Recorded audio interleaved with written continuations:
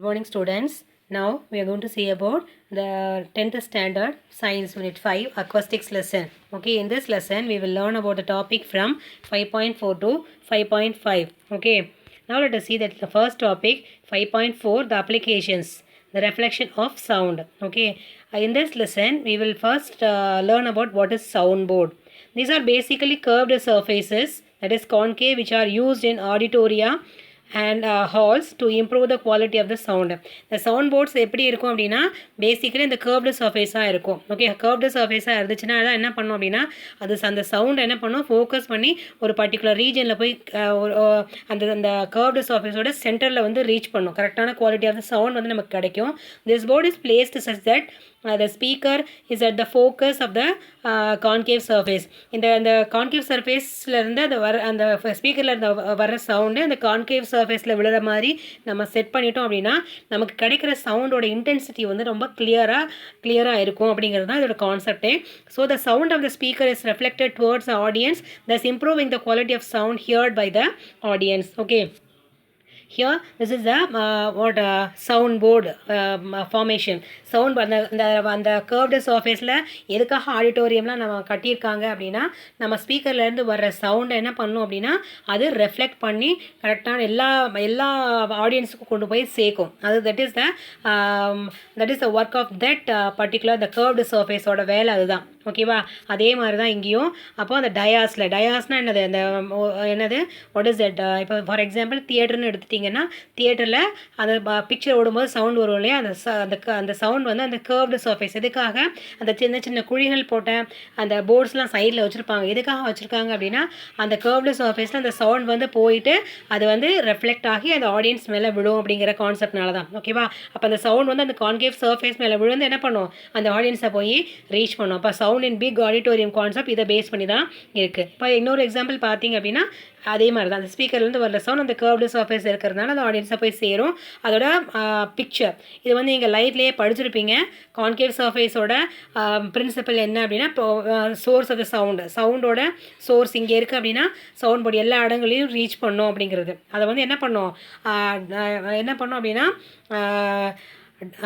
என்ன பண்ணும் அப்படின்னா விரிச்சு கொடுக்கும், சவுண்டை வந்து விரிச்சு கொடுக்கறது தான் அதோட வேலை. கர்வ்டு சர்ஃபேஸ் என்ன பண்ணுவோம்னா சோர்ஸ், இப்போ ஸ்பீக்கர் இந்த சோர்ஸில் இருக்குது அப்படின்னா அந்த ஸ்பீக்கர்லேருந்து வர்ற சவுண்டு எங்கே போகும், அந்த ஆடிட்டோரியில் இருக்கிற ஆடியன்ஸ்க்கு போய் என்ன பண்ணும், எல்லாருக்கும் சரியாக ரீச் பண்ணுங்கிறது அதோட principle. Okay, sound board using in a big hall எதுக்காக யூஸ் பண்ணுறாங்க, அது வந்து எப்படி இருக்கும் அப்படிங்கிறத காட்டியிருக்காங்க. ஓகேவா, next we are going to see about the ear trumpet. Ear trumpet is nothing but hearing aid. Okay, ear trumpet is a hearing aid which is useful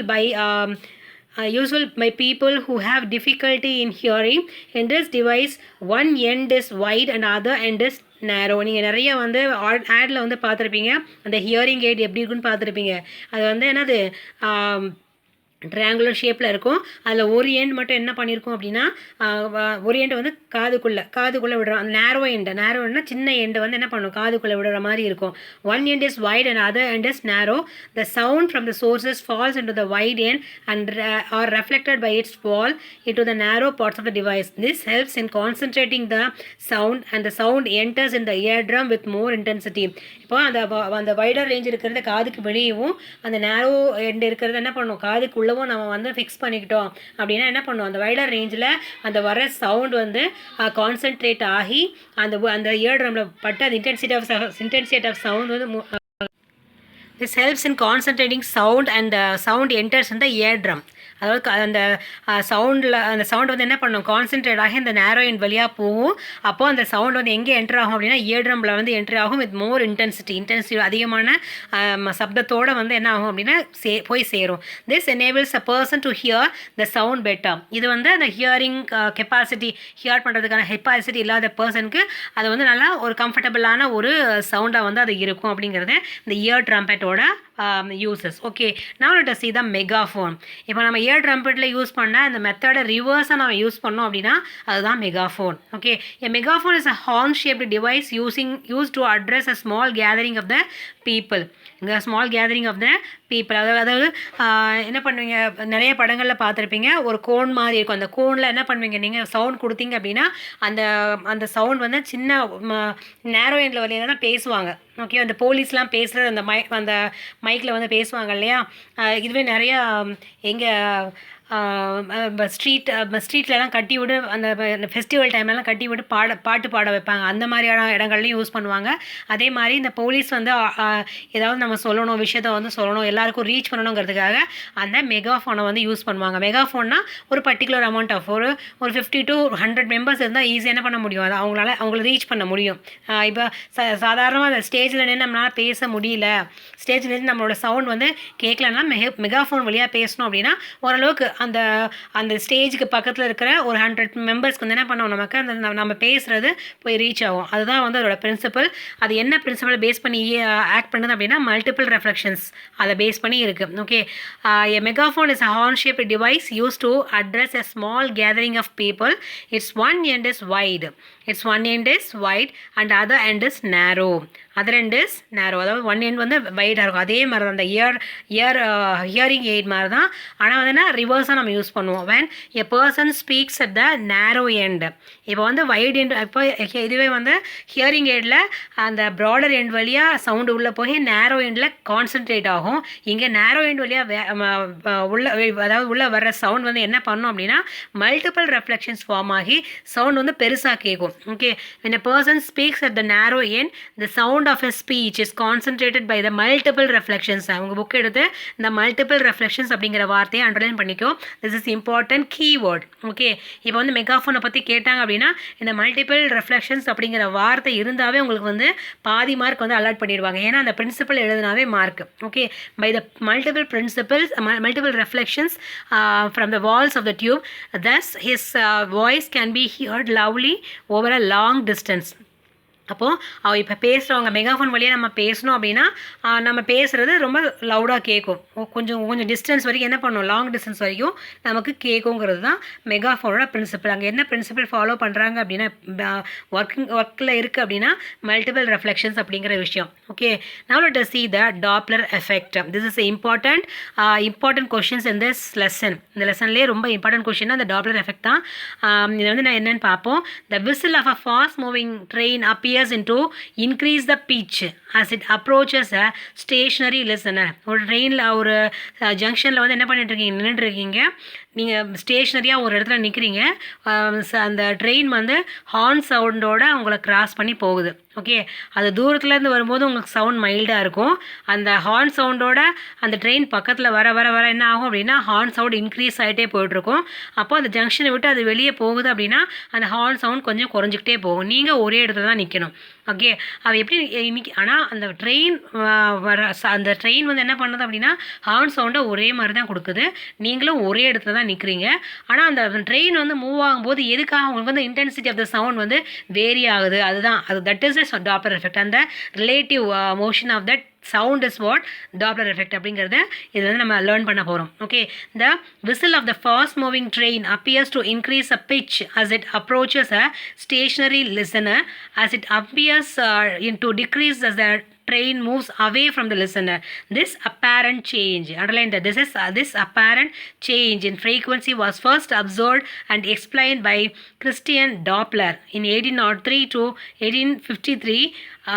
As an Australian mathematician and physicist, he observed that the frequency of the sound as received by a listener is different from the original frequency. அதோட original ஃப்ரீக்வன்சியை compare பண்ணும்போது listener observe பண்ணுறது vary ஆகிட்டே போகுது. Produced by the சோர்ஸ்னால் என்னது, எங்கேருந்து sound வருதோ அதுதான் வந்து சோர்ஸ்னு அர்த்தம்.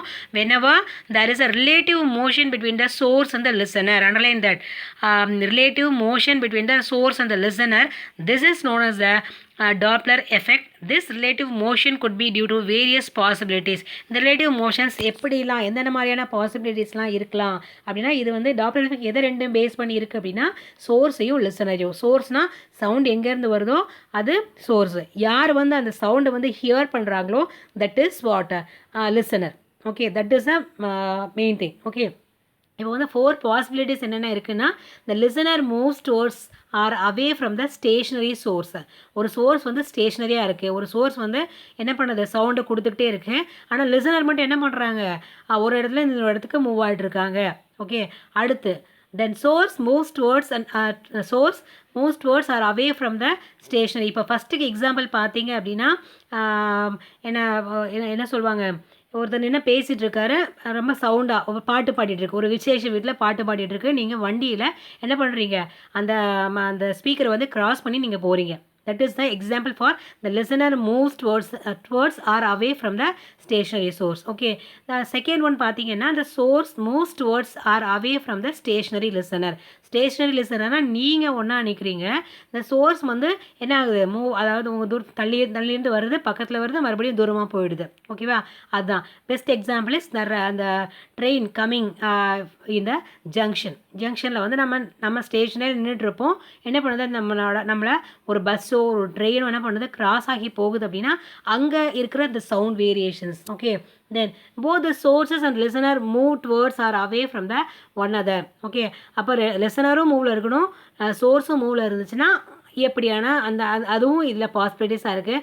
the mediums moves with both source and listener are at rest. இப்போ வந்து ரெண்டு பேருமே ரெஸ்ட்டில் இருக்கீங்க, ஆனால் மீடியம்னா என்னது, வாட் இஸ் தட், அதில் வந்து அது வந்து ஏராக இருக்கலாம், டெம்பரேச்சராக இருக்கலாம், எது வேணாலும் இருக்கலாம். அது ஏதோ ஒரு மீடியம் என்ன பண்ணோம் அப்படின்னா அந்த சவுண்டோட இன்டென்சிட்டியே மாற்றிக்கிட்டே இருக்கும். அதுதான் வந்து என்னென்னா இன்னொரு fourth possibility. Okay, the definition for the Doppler effect is whenever there is a relative motion between the source and the listener. Analyze பண்ணிக்கோ, relative motion between the source and the listener, the frequency of the sound heard by the listener is different from the original frequency. அப்போ எங்கேருந்து அந்த சோர்ஸ்லேருந்து வர சவுண்டை listener இருக்காங்க இல்லையா, அது அவங்களோட ஃப்ரீக்வன்சியும் ஒரிஜினல் ஃப்ரீக்வன்சி என்ன ஆகிட்டு இருக்கும், மாறும். அப்போ sound emitted by the source. This is known as the Doppler effect. This is known as the Doppler effect. This is important 2 mark. அப்போது என்ன பண்ணோம், சோர்ஸ் வந்து அந்த சோர்ஸ் கொடுக்குற அந்த சவுண்ட் வந்து சவுண்டோட ஃப்ரீக்வன்சி வேறு மாதிரி இருக்கும், நீங்கள் ஹியர் பண்ணும்போது கிடைக்கிற ஃப்ரீக்வன்சி வேறு மாதிரி இருக்கும். அப்படிங்கிறது தான் அந்த Doppler எஃபெக்டோட principle. Okay, then for simplicity of calculations it is assumed that the medium is at rest. அதாவது நம்ம கேல்குலேஷன்ஸ் வந்து ஈஸியாக இருக்கணுங்கிறதாக மீடியம் வந்து என்ன இருக்குது, ரெஸ்ட்டில் இருக்குது அப்படிங்கிறத எடுத்துக்கோ. மீடியம் வந்து சேஞ்ச் ஆகலை. Okay, this is the velocity of that is the velocity of the medium is 0. Velocity of the medium is 0 அப்படின்னு எடுத்துக்கிறோம். let S and L be the source and the listener. எஸ்ஸும் எல்லுனது source and listener. The velocities of and moving with the velocities Vs and Vl respectively. அப்போ சோர்ஸோட velocity Vs and listener velocity Vl. Consider the case of the source and the listener moving towards each other. அதாவது ஒன்றுக்கு ஒன்று பக்கத்தில் வராங்க. as the distance between them is decreases. அப்போ சோர்ஸுக்கும் லிசனருக்கும் இடையில இருக்கிற அந்த டிஸ்டன்ஸ் என்ன ஆகுது, குறையுது.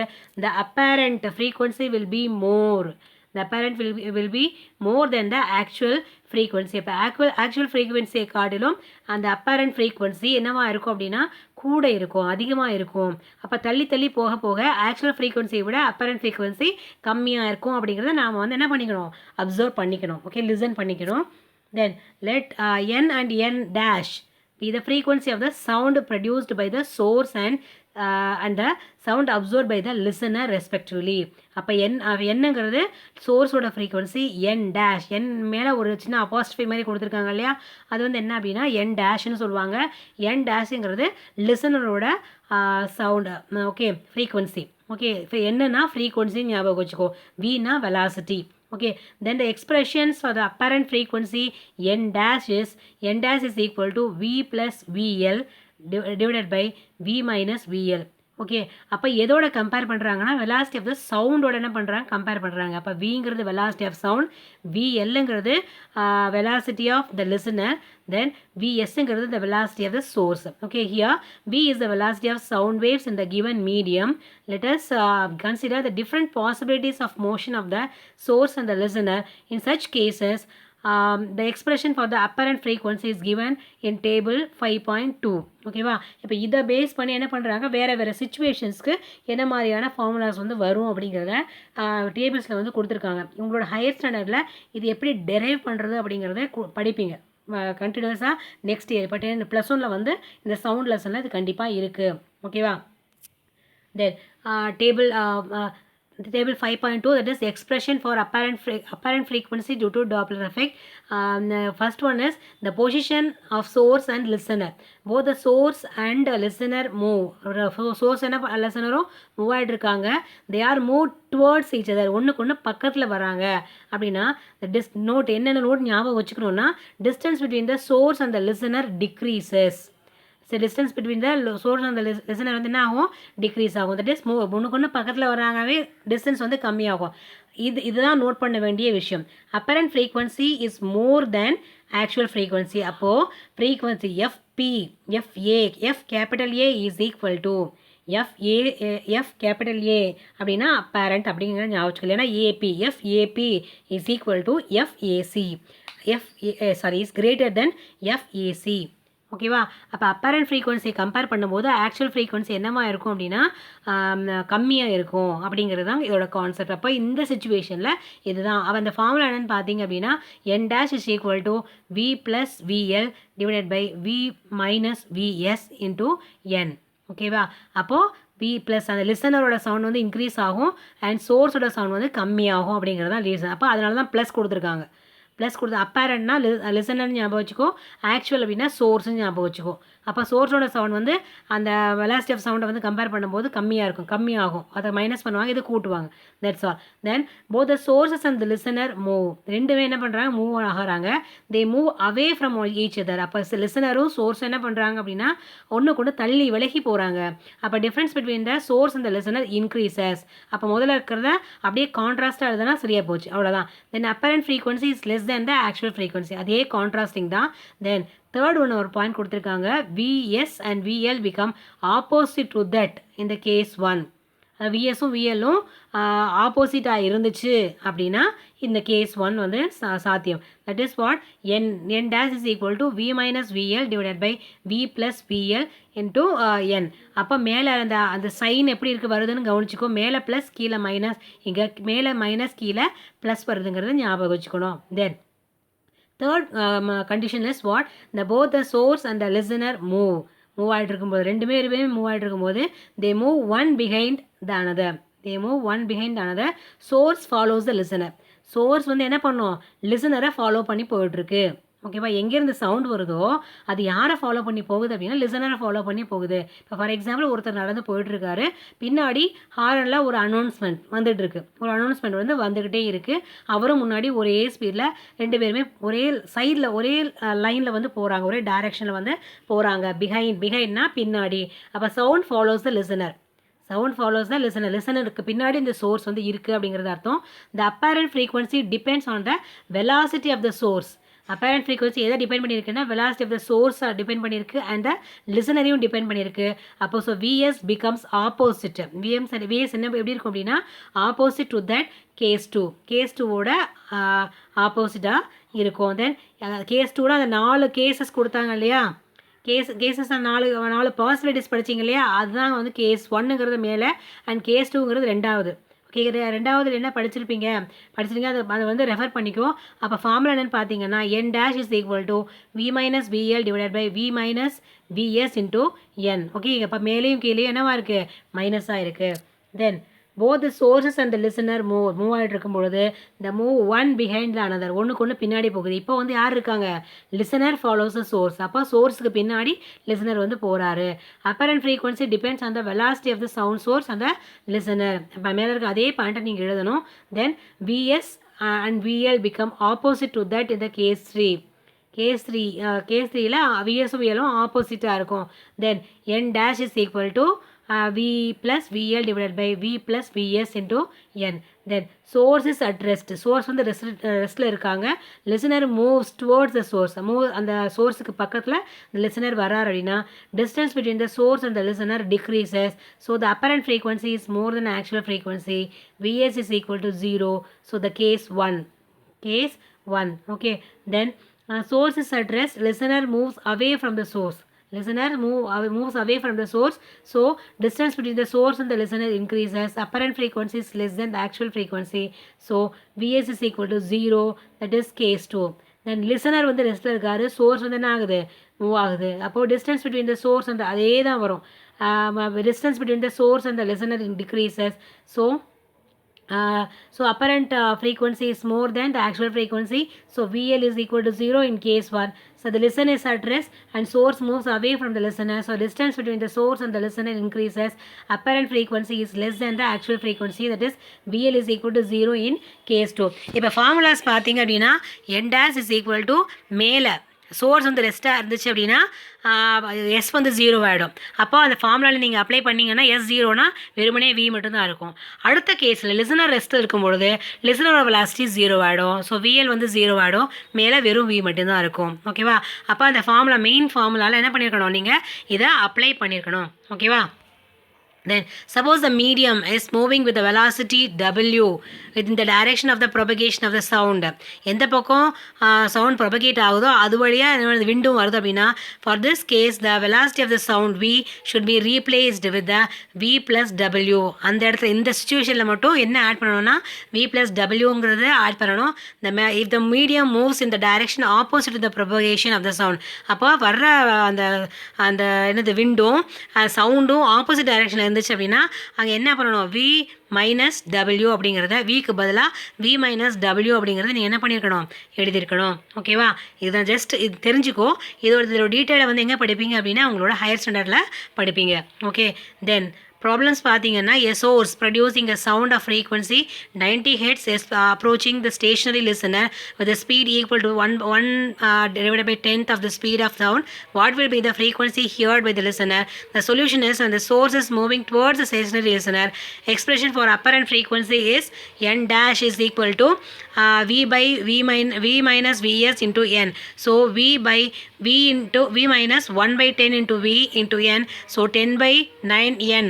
இட்ஸ் நத்திங் பட் வாட் என்னது 100 ஹெட்ஸ் வரும். ஓகே, இதே மாதிரி கீழே வர அந்த 2-3 சம்ஸ் என்ன பண்ணிக்கணும், ஃபாலோ பண்ணிக்கணும். Okay, now let us see the conditions for no Doppler effect. Under the following circumstances there will be no Doppler effect and the apparent frequency as heard by the listener will be the same as the source of frequency. அப்போ லிசனரோட ஃப்ரீக்வன்சியும் சோர்ஸோட frequency என்னமா இருக்கும், ஒன்றா இருந்துச்சு அப்படின்னா when the source S and listener L both are at ரெண்டுமே ரெஸ்ட்டில் இருக்கணும்.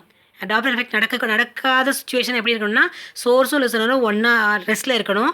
இல்லைனா when S and L move in such a way that distance between them remains constant. எப்பயுமே மூவ் ஆகிட்டே இருக்கணும், ஆனால் ரெண்டு கடையில் இருக்கிற டிஸ்டன்ஸ் வந்து எப்படி இருக்கணும், கான்ஸ்டண்ட்டாக இருந்துச்சு அப்படின்னா இந்த டாப்லர் எஃபெக்ட் வந்து நடக்காது. ஓகேவா? டாப்லர் எஃபெக்ட் நடக்காது. பெஸ்ட் எக்ஸாம்பிள்னா சோர்ஸ் சென்டர் அண்ட் லிசனர் வந்து அந்த சர்க்கிளை வந்து சுற்றிக்கிட்டே வந்தாங்க அப்படின்னா சர்க்கிளை வந்து சுற்றிட்டே வந்தாங்க அப்படின்னா possible. Then source வந்து என்ன பண்ணிட்டு இருக்கு, source third one is when the source and the L are source S and L are moving in the mutually perpendicular. S-ம் L-ம் mutually perpendicular போச்சு அப்படின்னா இந்த Doppler effect வந்து எஃபெக்ட் இல்லை. then if the source is situated at the center, source வந்து என்ன ஆகிட்டு இருக்கு அப்படின்னா சென்டரில் சோர்ஸ் இருக்கணும் and circle along wise the listener is moving. இது வந்து நம்ம செகண்ட் கேஸ் மாதிரி இதான் ஒன்று மூவ் ஆகிட்டு இருக்கணும் அப்படிங்கிற மாதிரி இருக்குது. ஸோ இப்படிலாம் இருந்துச்சு அப்படின்னா என்ன ஆகாது, அந்த டாப்லர் எஃபெக்ட் வந்து நமக்கு நடக்காது. இது இம்பார்ட்டன்ட் 2 மார்க்கில் வர்றதுக்கு வாய்ப்புகள் இருக்குது. தென் அப்ளிகேஷன்ஸ் ஆஃப் டாப்லர் எஃபெக்ட்னு பார்த்தீங்கன்னா to measure the speed of an automobile, electromagnetic wave is emitted by the source attached to the police car. The wave is reflected by a moving vehicle which acts and moving source. ஓகேவா? the wave is reflected by a moving vehicle. இப்போ அந்த wave வந்து என்ன பண்ணும், அந்த moving வெஹிக்கிளில் reflect பண்ணி வர்றது மூலமாக அந்த வர டைமிங்கை பொறுத்து அந்த கார் வந்து வேகமாக போகுதா இல்லை கம்மியாக போகுதா அப்படிங்கிறத ஈஸியாக என்ன பண்ண முடியும், நம்மளால் அந்த போலீஸ்னால ஐடென்டிஃபை பண்ணிட முடியும். This is a shift in the frequency of reflected wave. From the frequency shift the speed of the car can be determined. This helps to track over the car speeding vehicles, overspeeding vehicles. அதாவது overspeeding vehicles track out பண்ணுறதுக்கு இந்த method வந்து Doppler effect வந்து use பண்ணுறாங்க. Then tracking a satellite. The frequency of radio waves emitted by the satellite decreases as the satellite passes away from the earth. அதாவது அந்த satellite வந்து ஒரே இடத்துல கரெக்டான இடத்துல தான் இருக்கா, இல்லைனா நம்ம எர்த்தை விட்டு ரொம்ப தூரம் வெளியே போயிடுச்சா அப்படிங்கிறத மெஷர் பண்ணுறதுக்காக இந்த டாப்லர் எஃபெக்ட் வந்து யூஸ் பண்ணுறாங்க. By measuring the change in the frequency of the radio waves the location of the satellite is studied. அந்த ஃப்ரீக்வன்சி வரதை வச்சு என்ன பண்ணுறாங்க, எந்த இடத்துல லொக்கேட் ஆயிருக்கு அப்படிங்கிறத அவங்களால கண்டுபிடிக்க முடியும். தென் ரேடார் எக்ஸ்பேண்ட் ஃபார்ம் கேட்பாங்க. Radio detection and ranging. இங்கே எங்கெல்லாம் வந்து கேப்ஸ் கொடுத்துருக்காங்க அங்கெல்லாம் கேப்ஸ் இருக்கணும், எங்கெல்லாம் ஸ்மால் கொடுத்துருக்காங்க அங்கே ஸ்மால் இருக்கணும். ஓகேவா? அப்போது ரேடியோ அப்படின்னா RA கேபிட்டல் இருக்கணும், DIO. அண்ட் டிடெக்ஷன் D வந்து கேபிட்டல் இருக்கணும், அண்டுக்கு வந்து A கேபிட்டல் இருக்கணும், ரேஞ்சிங்க்கு R கேபிட்டல் இருக்கணும். இன் radar radio waves are sent into the reflected waves are detected by the receiver of the radar station. So from the frequency change, the speed and location of the aeroplanes and aircrafts are tracked. Okay, frequency change ஆகிறது வச்சு என்ன பண்ணலாம் அப்படின்னா ஈஸியாக அந்த aeroplanes மேலே நமக்கு தேவையில்லாத பர்மிஷன் இல்லாத ஏரோப்ளேன்ஸ் போயிட்டுருக்கா, ஏர்க்ராஃப்ட் போயிட்டுருக்கா அப்படிங்கிறத ஈஸியாக ட்ராக் அவுட் பண்ண முடியும். Then sonar, the sonar sound navigation and ரேஞ்சிங்னு சொல்லுவாங்க. Expand form in sonar by measuring the change in the frequency between the sent signal and the received signal. Sent சிக்னலும் received சிக்னல்ஸும் வர டைமிங்கை பொறுத்து speed of the marine animals and submarines can be determined. ஓகேவா? அப்போ எவ்வளோ ஃப்ரீக்வன்சியில் வருது அது சிக்னல் வந்து வருதுங்கிறத வச்சு என்ன பண்ணுறாங்க, அந்த மெரைன் அனிமல்ஸையும் கண்டுபிடிக்க முடியும், தென் சப்மரைன்ஸையும் பார்க்க ஈஸியாக டிட்டர்மைன் பண்ண முடியும். Okay students, thank you so much for வாட்சிங்.